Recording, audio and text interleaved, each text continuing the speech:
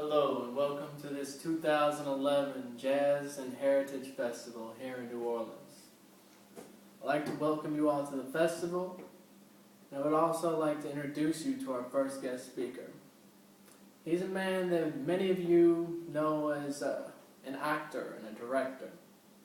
He's acted and directed in many movies throughout his career. He's become very famous as an actor and director. He's one of the most well-known actors in the world. A few of the movies that he's acted in are Dirty Harry, Bird, Play Misty for Me, The Good, the Bad, and the Ugly, just to name a few. This man is, of course, Clint Eastwood. Now, as many of you know him as an actor and director, many of you probably don't know that he's a jazz enthusiast.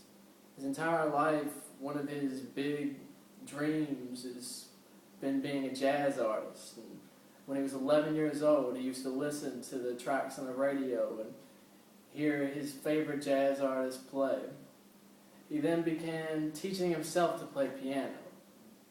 And as he grew up, he became better and better at playing piano. He began going to shows for such jazz artists as Charlie Parker, Joe Houston, and Winona Harris.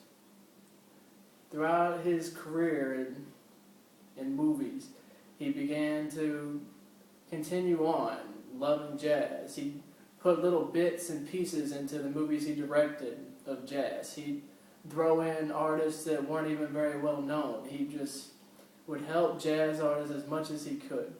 He loved the art, and he committed himself to it as much as he did acting or directing.